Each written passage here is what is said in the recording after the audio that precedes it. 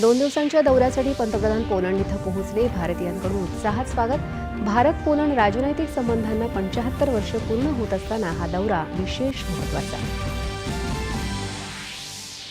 Bharat Africa संबंध खोलवर रुजले असून समान इतिहास, समान संघर्ष आणि समान महत्त्वाकांक्षेच्या धाग्याने जोडले आहेत. उपराष्ट्रपती जगदीप धनखड. महाराष्ट्राच्या शेतकऱ्यांसोबत न्याय होईल, त्यांना पीक विम्याचे पूर्ण पैसे मिळतील. केंद्रीय कृषी मंत्री शिवराज सिंग चौहान यांची कृषी महोत्सवात ग्वाही. राज्यातल्या सोयाबीन आणि कापूस उत्पादक शेतकऱ्यांना हेक्टरी 5,000 रुपये देण्याची मुख्यमंत्री एकनाथ शिंदे यांची बीड इथल्या राज्यस्तरीय कृषी महोत्सवात घोषणा. मराठवाड्याचा अनुशेष दूर करण्यासाठी कटिबद्ध असलेल्या महायुती सरकारला जनतेनं आशीर्वाद द्यावेत.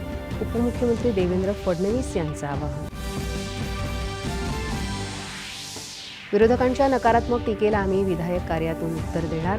उपमुख्यमंत्री अजित पवार.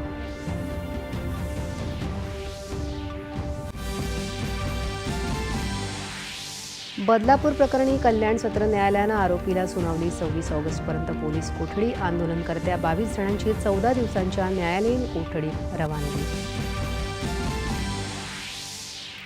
शालेय विद्यार्थ्यांच्या सुरक्षेसाठी कठोर उपाययोजना करणार. सुधारित शासन आदेश जारी झाल्याची शिक्षण मंत्री दीपक केसरकर यांची माहिती. आणि भारताच्या चांद्रयान 4 आणि 5 मोहीम लवकरच आखली जाईल. पहिल्या अंतराळ दिनानिमित्त केंद्रीय मंत्री जितेंद्र सिंह यांनी देशाच्या अंतराळ प्रगतीची दिली माहिती.